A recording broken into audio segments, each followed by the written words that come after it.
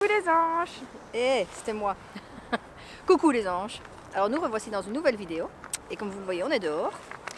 Et nous sommes à Liège. On va visiter la Bovry. Donc c'est un lieu d'exposition. Et pour quelle exposition? Andy Warhol. Voilà, donc c'est le... Patrier. Oui, j'ai mes petites notes. Le quoi? Le Patrier. Elle fait des cours de dessin, mais elle sait pas dire peintre. Mais non, parce que moi je dis ça en néerlandais. Et tu dis peintrier en néerlandais? Purée, moi je voulais une belle intro. Et avec elle, c'est toujours raté. Et donc on est au American Dream Factory. Ça, c'est le nom de l'exposition. Voilà. Donc on vous y emmène. On y va? Mon intro elle est ratée maintenant. On y va. Et donc avant de rentrer, évidemment, un truc qu'on voit plus du tout, c'est qu'en hiver, il y a des gens qui patinent.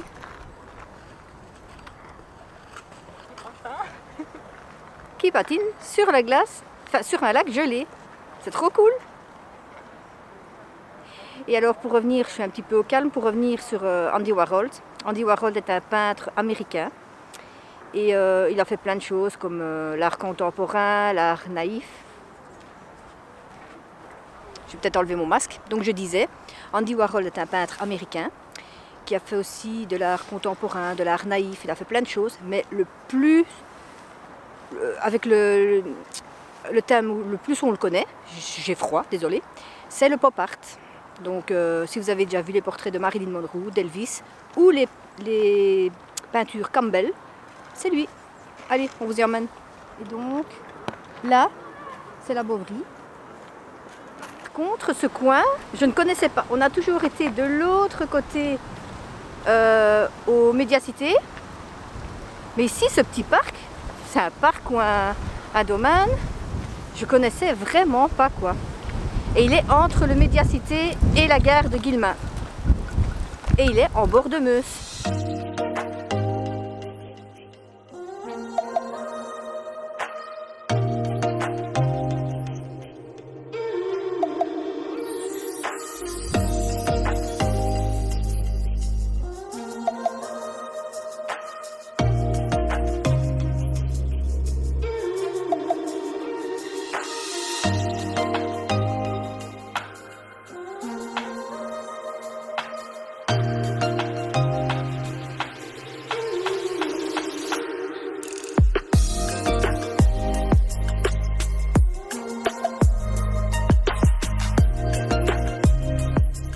Donc ici sur le mur d'en face, en fait, on voit qu'il a fait des cartes de Noël qui servaient des cartes de visite, de la broderie et encore plein d'autres choses.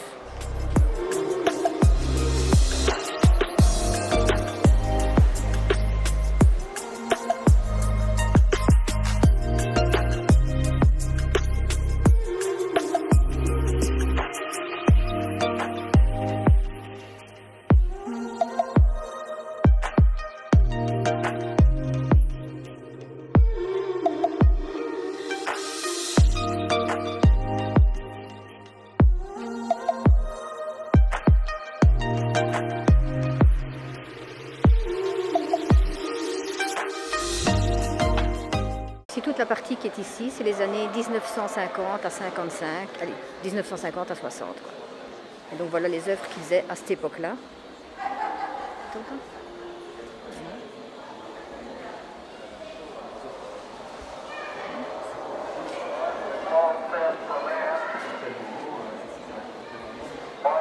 À New York, où il n'y a guère d'ombrage ailleurs qu'à Central Park, les fleurs peuvent vraiment être tenues pour un symbole.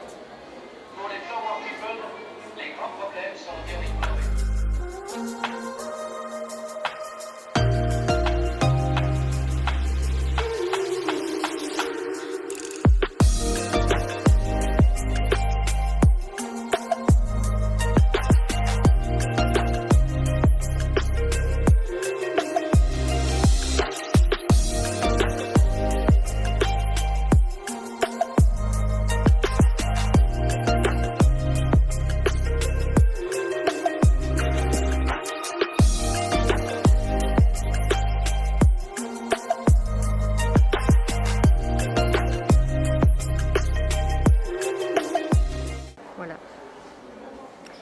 Donc là, on passe dans les années 60. Et donc, on arrive à ces fameuses Boîte de soupe Campbell. Campbell. Campbell. Et elle s'instruit. Voilà les boîtes de soupe.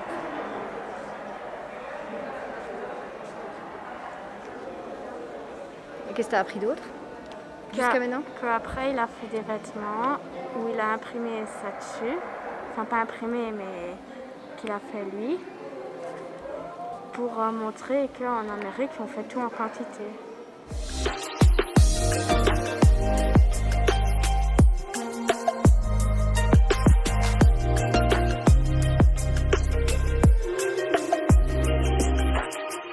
Ici, il a fait les boîtes de Brillo pour montrer que de l'air, c'est un peu de tout. Et que c'est comme les boîtes là, les conserves, qu'en fait, on peut faire de l'air de tout, que ce soit quelque chose qu'on achète et des trucs comme ça. Oui, voilà, donc en fait, ce qu'il faisait, donc il a eu son époque, simple dessin sur vêtements et des choses comme ça. Et puis après, il est passé avec les objets de tous les jours. Et c'est comme ça qu'il a commencé avec les boîtes Campbell et les boîtes Brillo. Pour en fait intégrer dans l'œuvre les objets de tous les jours.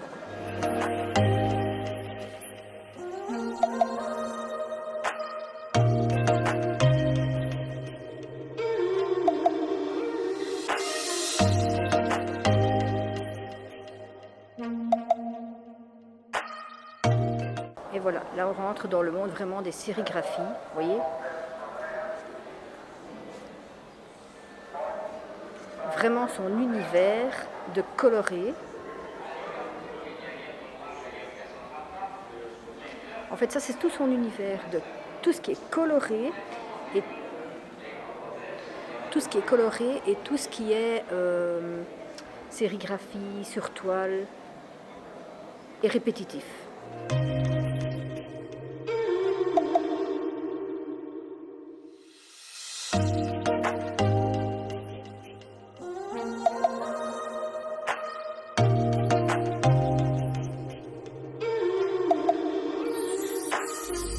Donc on arrive dans le Factory. Le Factory, c'est son studio qu'il a fait aux États-Unis, à New York. Et ça ressemble à ça.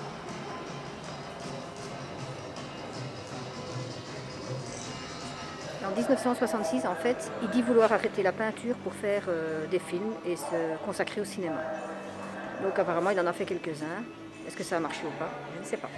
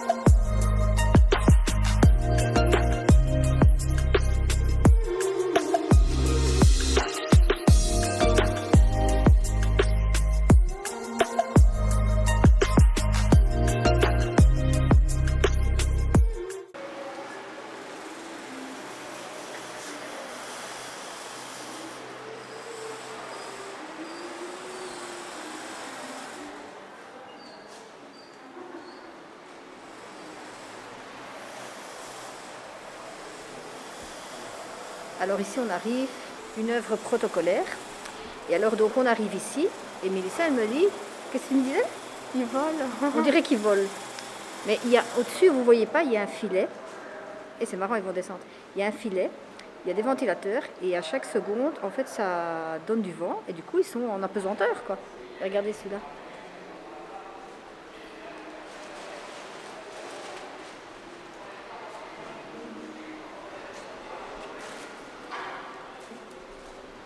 Du coup, ça vole. Et quand il n'y a plus, ça redescend. Et quand ça repart, il remonte vers le haut.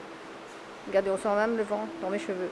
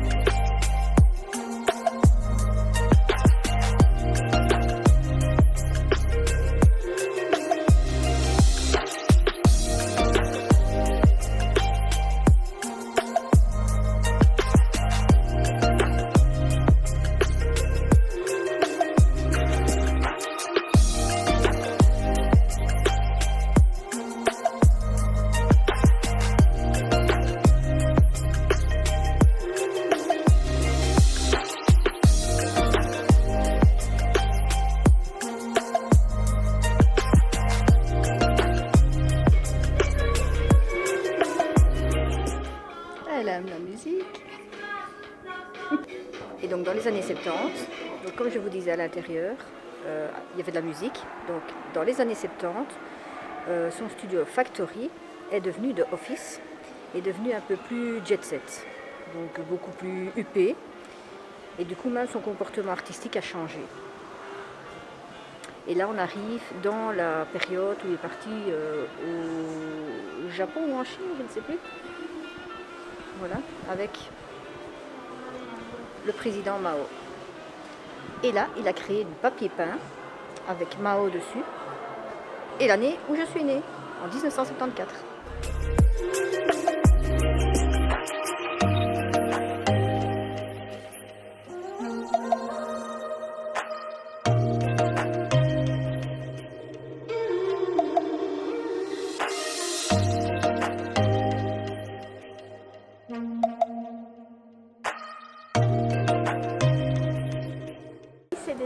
Il a fait des portraits qui sont un peu réels des stars des années 70 et il a fait ça jusqu'à sa mort et il se sentait à la maison avec ses portraits.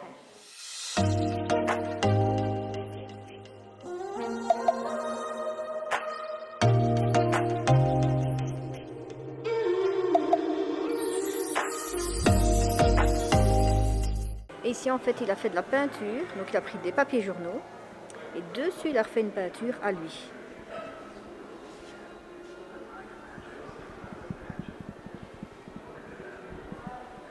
Comme quoi on peut recycler. Il a pris des journaux où il a repeint dessus, ça recycle.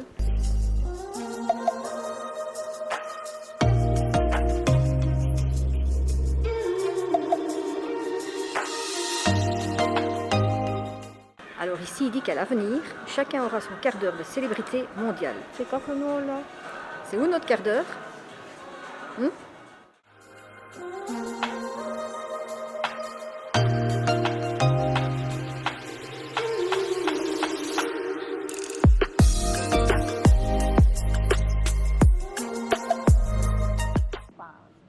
television all the time and cartoons and everywhere. Gratuitous sex and violence, what do you think? Hey, I see more sex and violence in school than I do on TV.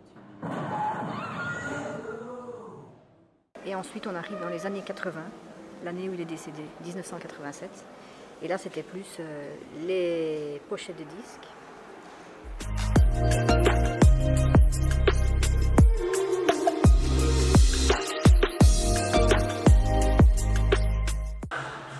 Donc, comme je vous disais, les années 1980 à 90, c'était ces dernières années. Il est décédé en 1987 et des suites d'une opération chirurgicale, bêtement, à 58 ans.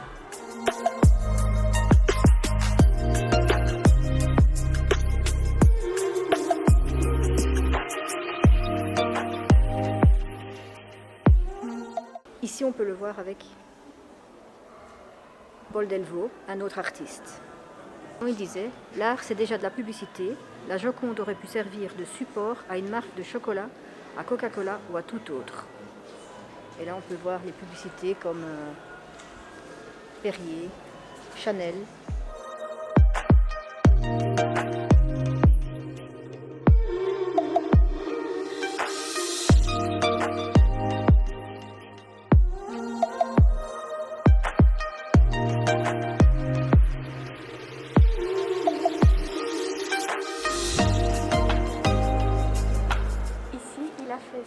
Et c'est le dollar qui représente en Amérique le pouvoir, la richesse et le luxe.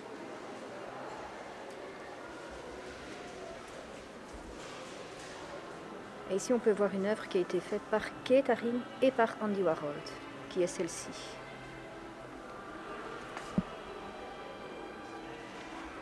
Voilà, c'est ici que cette vidéo se termine. On espère qu'elle vous a plu. Est-ce que ça t'a plu? Oui. Non, je lui demande ça parce qu'en général, Mélissa n'est pas très peinture. Mais en parlant de Magritte, Van Gogh et tout ça, c'est plus ancien. Mais ici, c'est plus récent. Voilà. Donc, si vous voulez toujours voir la vidéo... Non, si vous voulez toujours voir l'exposition, t'as même pas réagi. Si vous voulez toujours voir l'exposition, donc c'est bouge-toi. Andy Warhol. Et celle-ci est prolongée jusqu'au 18 avril. Donc vous avez encore toute la possibilité de venir la voir. Voilà. On espère que ça vous a plu et on vous dit à la semaine prochaine. Bye!